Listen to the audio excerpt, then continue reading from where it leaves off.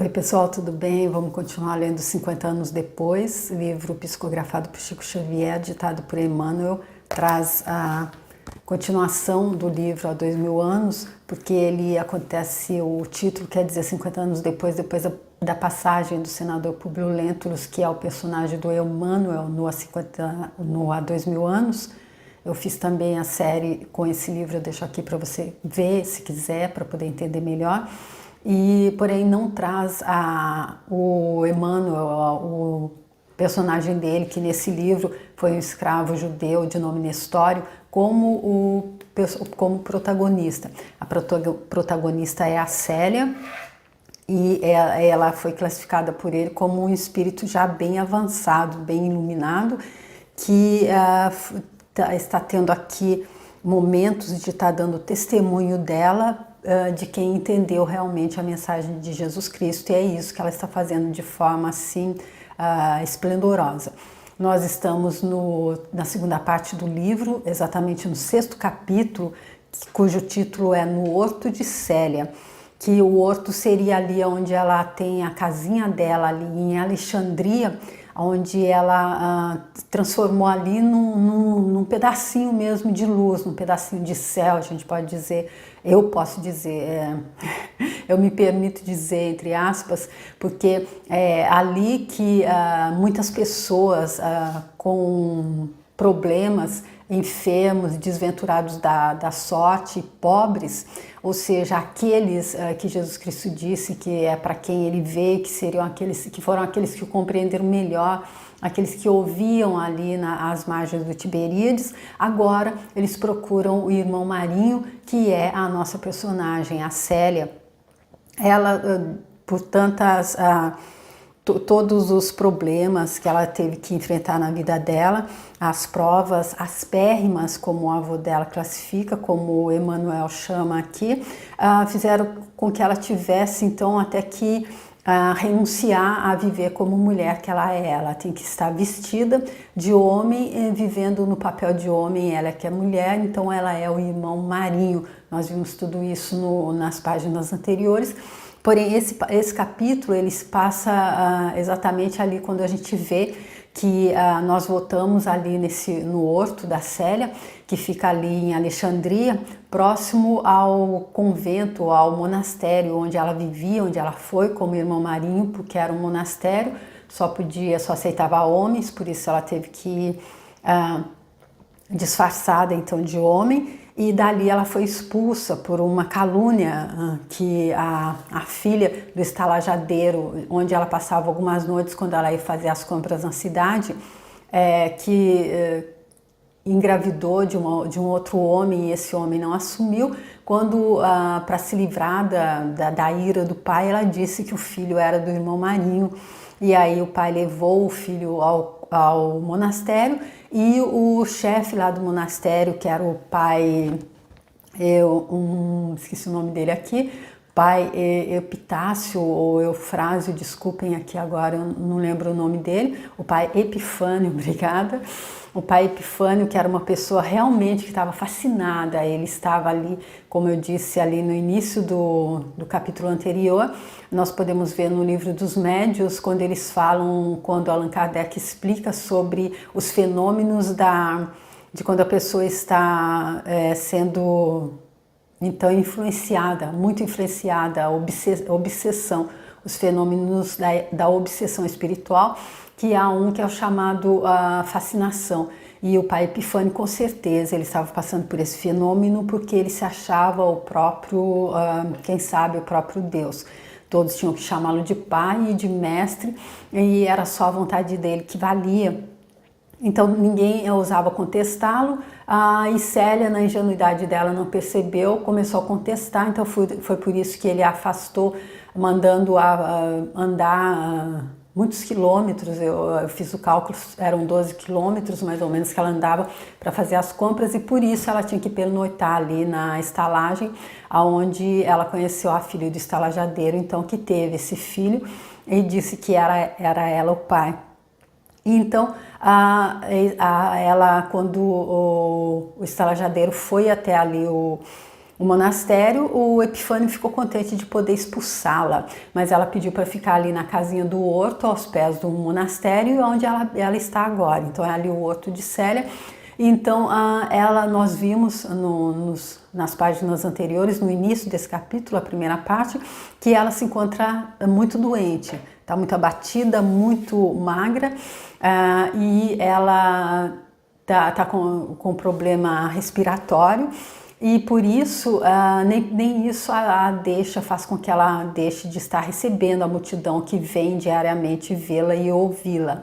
Ela parece ter uma força, ela não tem mais força física, está adoentada fisicamente, porém espiritualmente ela está cada vez mais fortalecida.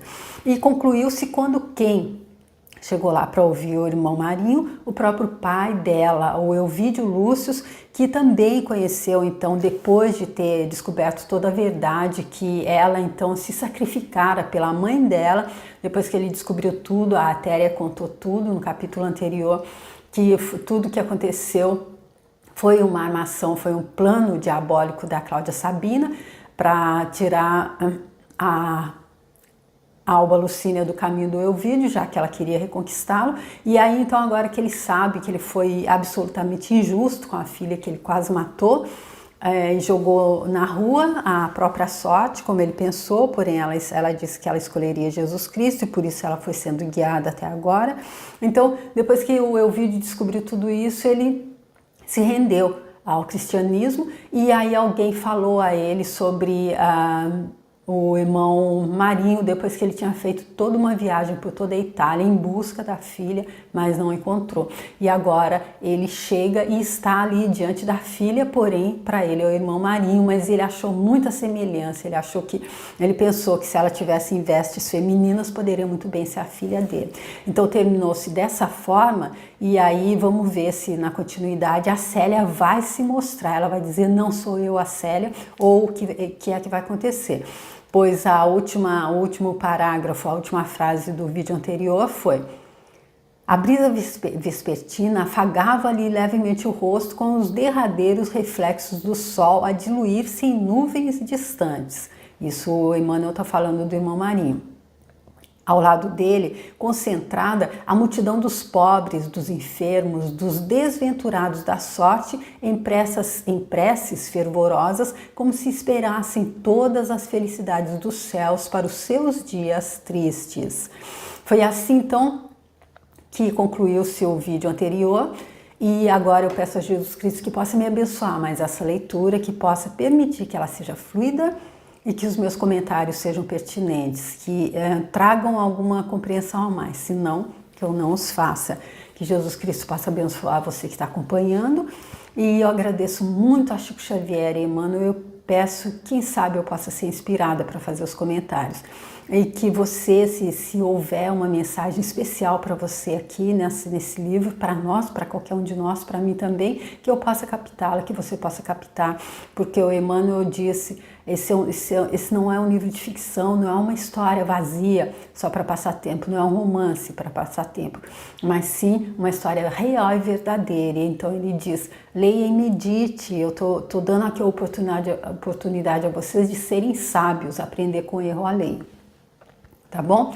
Vamos continuar então. A poucos passos, a figura esbelta e delicada do irmão dos infortunados e aflitos que lhe falava ao coração com maravilhosa suavidade. A Elvídio Lúcio pareceu-lhe que fora transportado a um país misterioso, cheio de figuras apostólicas, e sentia-se entre aqueles crentes anônimos na posse de um bem-estar indizível. Desde a dolorosa desencarnação da companheira, tinha o espírito mergulhado num véu de amarguras atrozes. Nunca mais desfrutara tranquilidade íntima, sob o peso de suas angústias pungentes. Entretanto, os ensinamentos do irmão Marinho, suas considerações e preces proporcionavam-lhe intraduzível esperança. Figurou-se-lhe que bastava aquele instante breve para que pudesse reerguer a confiança num futuro espiritual pleno de realidades divinas.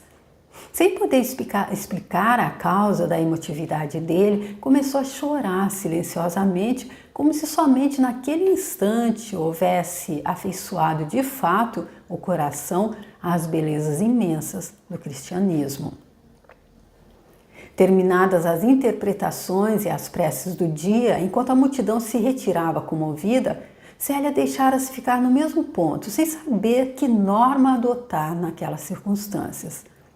No íntimo, contudo, agradecia a Deus a graça sublime de surpreender o espírito paterno tocado de suas luzes divinas, suplicando ao Senhor permitisse ao coração filial dela receber a necessária inspiração de seus augustos mensageiros. Na quase imobilidade de suas conjecturas, naquele momento grave do destino dela, foi despertada pela voz de Ovídio Lúcio, que se aproximara, exclamando. Então aqui a gente vê que o Ovídio se emocionou às lágrimas, ele que é aquela pessoa que se baseia ali no orgulho mesmo, que seria capaz de ter matado a própria filha, a Célia, naquele momento ali, então que ele acreditou que ela teria engravidado, teria tido um filho, então ele só não o fez porque a mulher dele o impediu, mas esse orgulho ferrenho, essa pessoa orgulhosa e talvez superficial também, que muito mais apegada aos poderes externos, sem entender realmente o verdadeiro poder que é o de Deus, que Jesus Cristo veio ensinar, porque ele também não conhecia Jesus Cristo nessa época. Então, aqui ele se entrega ali, ele entende que naquele momento foi que o coração dele entendeu as belezas imensas do cristianismo. E assim que ele chegou, ele já começou a sentir uma tranquilidade íntima. E aqui só de estar na presença da Célia, aí eu lembro de algumas vezes que eu ouvi falar de Chico Xavier, que quando as pessoas, só de estar na presença dele, a pessoa já se sentia, a pessoa chegava lá totalmente angustiada, depressiva, e só de chegar perto dele, entrar ali no campo áurico dele, a pessoa já se recuperava, já recuperava ali o bem-estar necessário para pelo menos começar a galgar a escada novamente de volta do poço, né, da escuridão, da depressão, da angústia que ela na qual ela estivesse dentro. E aqui então, logo que terminou ali todo esse encontro da noite, que todas as pessoas foram embora, então a Célia, que sabia que era o pai dela, ficou ali sem saber o que fazer. E enquanto ela estava ali pedindo para ser inspirada, porque eu acredito que ela ainda está pensando se ela vai ou não se revelar, aí então o Ovídio aqui chega para conversar com ela. Irmão Marinho, sou um pecador desencantado do mundo que vem até aqui atraído por vossas virtudes sacrossantas. Venho de longe e bastou um momento de contato com vossa palavra e ensinamentos para que me reconfortasse um pouco, experimentando mais fé e mais esperança. Desejava falar-vos. À noite, contudo, não tarda e temo aborrecer-vos. Aqui tem uma crase nesse A, mas eu acho que não existe. Então, quer dizer, à noite, contudo, não tarda e temo aborrecer-vos. A humildade dolorida daquelas palavras dera à jovem cristã uma ideia perfeita de todos os tormentos que haviam aniquilado o coração paterno. Ovídio Lúcio já não apresentava aquele porte ereto e firme que o caracterizava como legítimo cidadão do império da época dele. Os lábios tranquilos de outrora ajustavam-se num rito de tristeza e angústia indefiníveis. Os cabelos estavam completamente brancos, como se um inverno implacável e rijo lhe houvesse despejado na cabeça um punhado de neve indestrutível. Os olhos, aqueles olhos que tantas vezes lhe patentearam uma energia impulsiva e orgulhosa, eram agora melancólicos, espraiando-se com humildade sincera por toda a parte, ou dirigindo-se com expressões súplices para o alto, como se de há muito estivessem mergulhados nas mais angustiosas rogativas. Célia compreendeu que uma tempestade dolorosa e inflexível havia desabado sobre a alma paterna para que se pudesse realizar aquela metamorfose.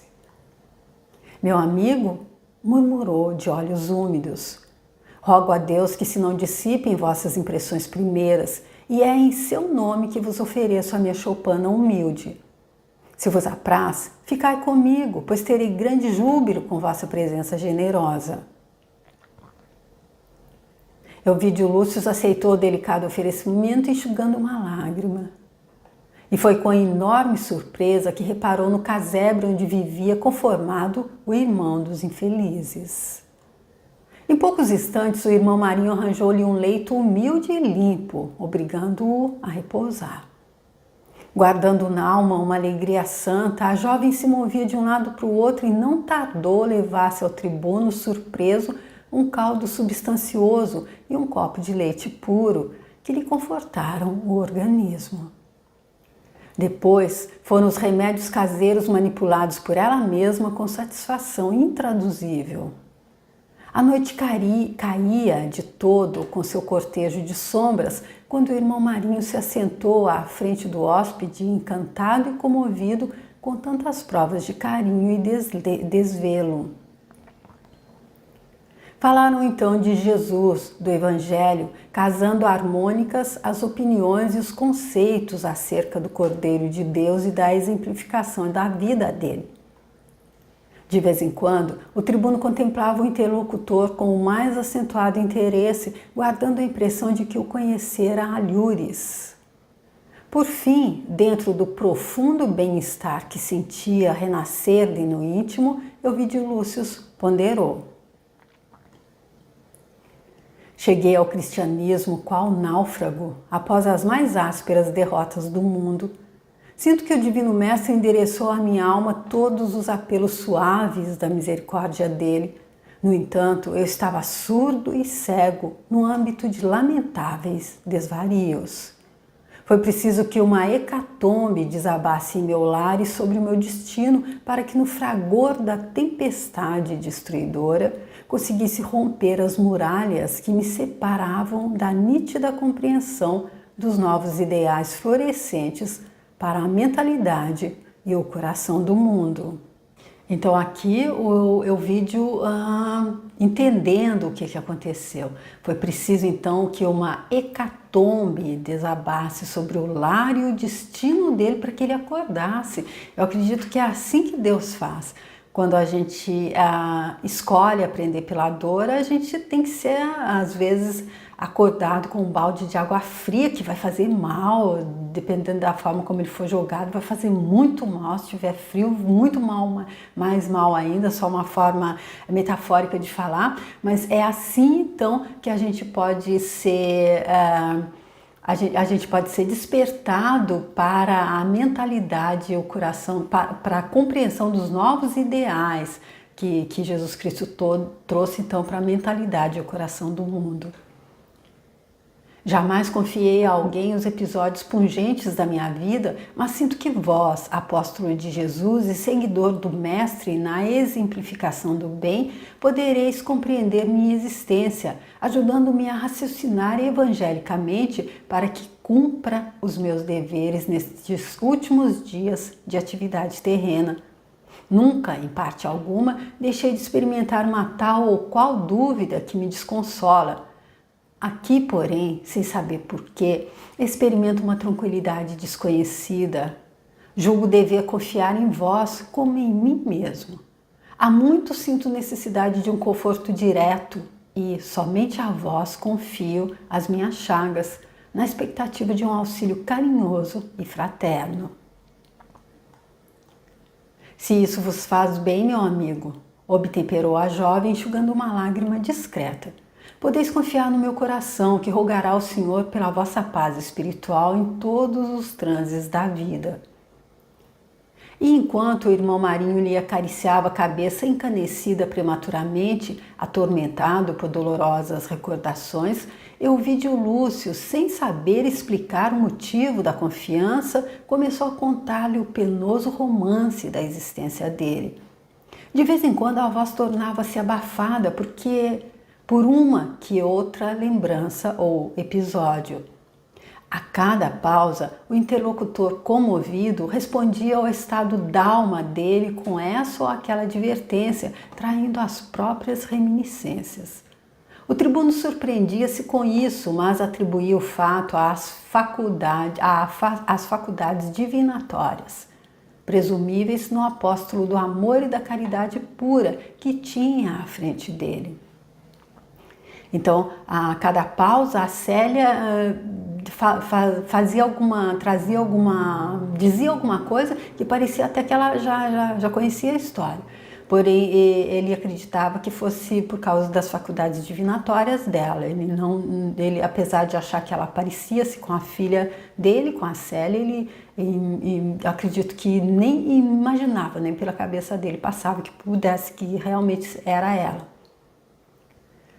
Depois de longas horas de confidência, em que ambos choravam silenciosamente, o vídeo concluía. Aí tem, irmão Marinho, minha história amargurada e triste.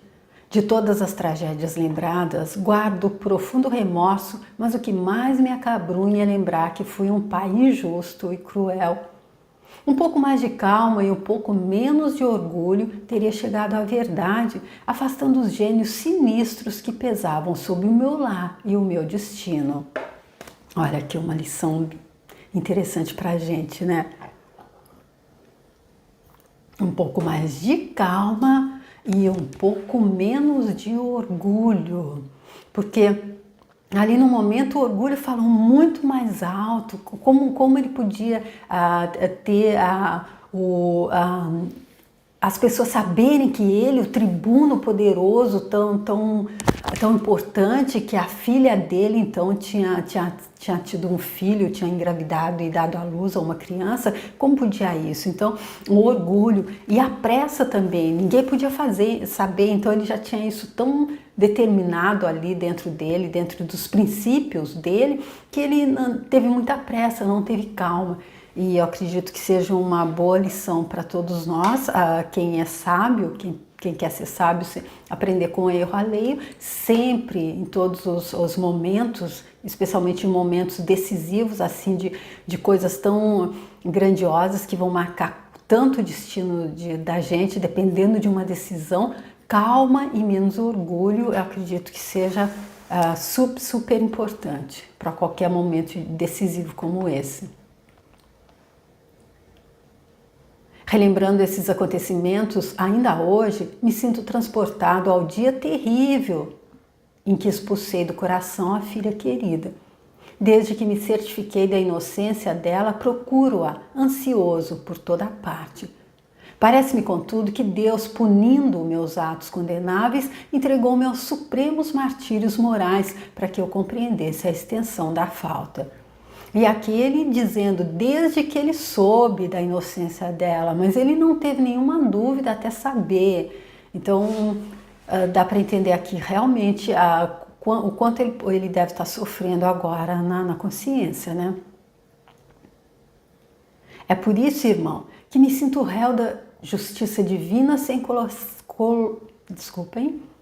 É por isso, irmão, que me sinto réu da justiça divina sem consolação e sem esperança. Tenho a impressão de que para reparar meu grande crime terei de andar como o judeu errante da lenda, sem repouso e sem luz no pensamento. Pela minha exposição sincera e amargurada, compreendeis agora que sou um pecador desiludido de todos os remédios do mundo. Por isso, resolvi apelar para a vossa bondade, a fim de me proporcionardes um lenitivo. Vós que tendes iluminado tantas almas, apiedai-vos de mim, que sou um náufrago desesperado. As lágrimas abafaram-lhe a voz. Célia também o ouvia de olhos molhados, sentindo-se tocada em todas as fibras do coração de filha meiga e afetuosa. Gente, que esforço sobre-humano ela deve estar fazendo aqui para não se debulhar em lágrimas e se jogar nos braços dele. Porque para ela, com certeza, não há nenhuma dúvida de que ela perdoou. Acredito absolutamente que para ela tudo que ela gostaria agora é de poder abraçar o pai dela. Desejou revelar-se ao pai, beijar-lhe as mãos encarquilhadas, dizer-lhe de seu júbilo em reencontrá-lo no mesmo caminho que a conduzia para Jesus. Quis afirmar que o amara sempre e olvidara o passado de prantos dolorosos, a fim de poderem ambos elevar-se para o Senhor na mesma vibração de fé. Mas uma força misteriosa e incoercível paralisava-lhe o ímpeto. Foi assim que murmurou carinhosamente: meu amigo, não vos entregueis de todo ao desânimo e ao abatimento. Jesus é a personificação de toda misericórdia e há de, certamente, confortar-vos o coração. Creiamos e esperemos na bondade infinita dele. Mas, obtemperável Ovídio Lúcio na sua sinceridade dolorosa: eu sou um pecador que se julga sem perdão e sem esperança. Quem não o seria neste mundo, meu amigo? Exclamou Célia, cheia de bondade. Porventura não seria destinada a todos os homens a lição da primeira pedra? Quem poderá dizer nunca errei no oceano de sombra em que vivemos? Deus é o juiz supremo e na misericórdia inexaurível dele não pode cobrar aos filhos um débito inexistente. Se vossa filha sofreu, houve em tudo uma lei de provações que se cumpriu conforme com a sabedoria divina.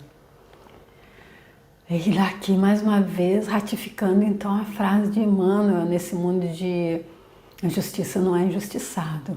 Então, ou da outra forma que eu já entendi também, a gente não está vendo a pintura toda. Como que eu vou julgar? Quando ela diz, porventura não seria destinada a todos os homens a lição da primeira pedra? Não foi isso que Jesus Cristo disse ali, aqueles que iam condenar a adúltera ali? Quem ficou depois que ele disse?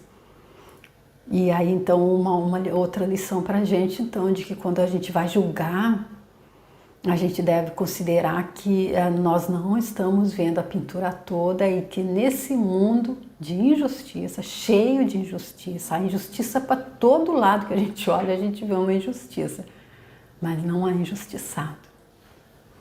Pois, se vossa filha sofreu, houve em tudo uma lei de provações que se cumpriu conforme com a sabedoria divina, ou a gente pode dizer também o princípio da causa e efeito, onde está a lei da atração. Isso é absoluto nessa realidade do relativo. No entanto, gemeu o tribuno em voz amarga. Ela era boa e humilde, carinhosa e justa.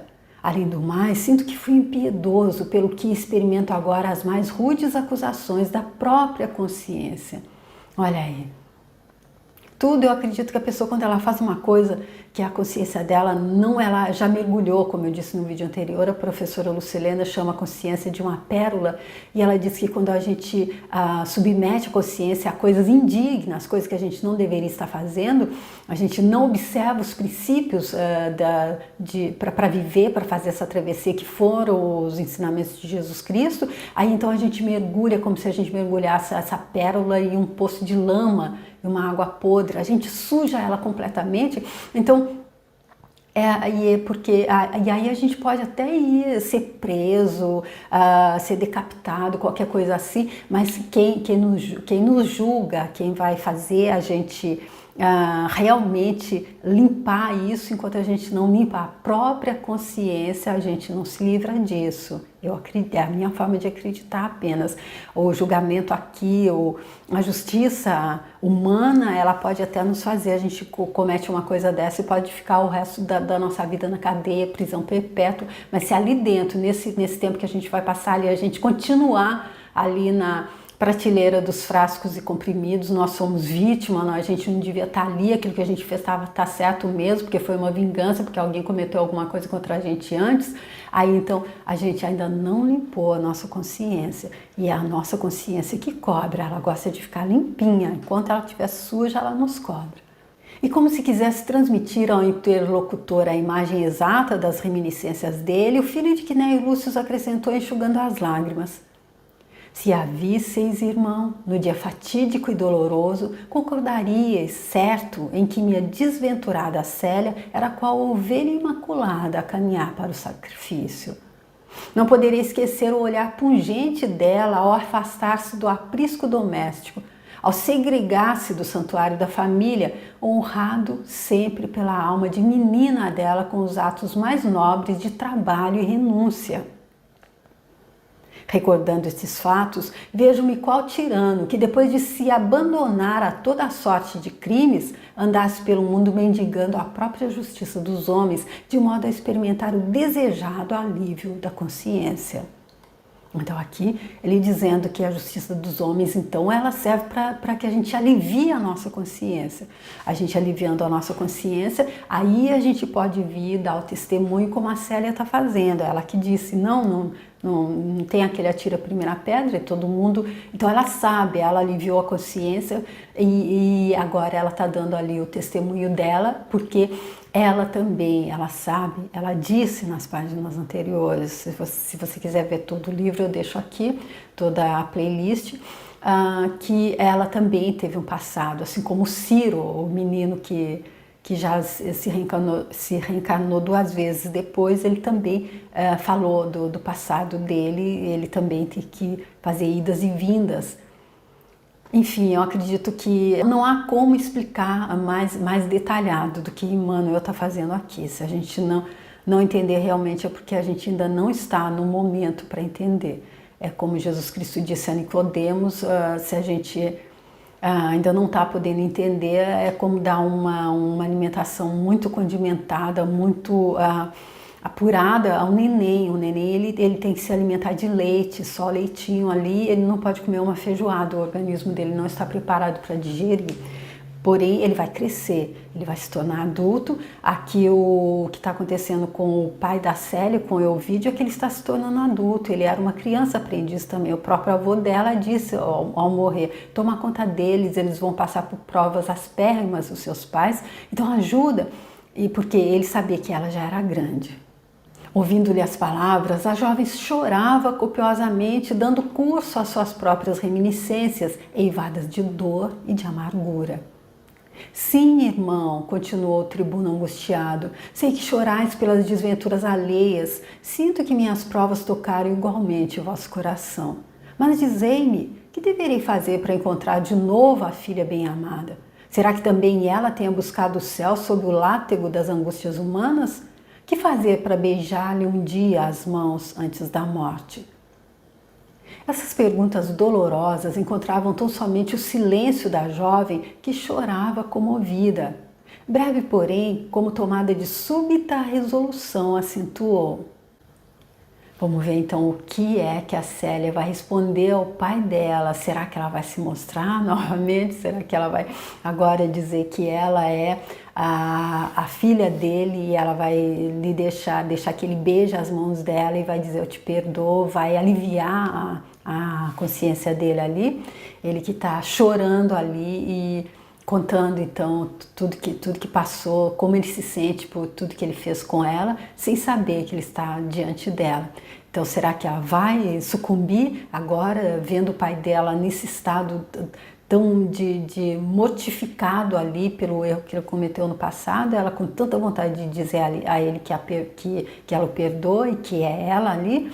Então vamos deixar isso para o próximo vídeo, para ver o que é então, qual vai ser a resposta da Célia para o Ovídio nesse momento tão crucial aqui do reencontro dos dois.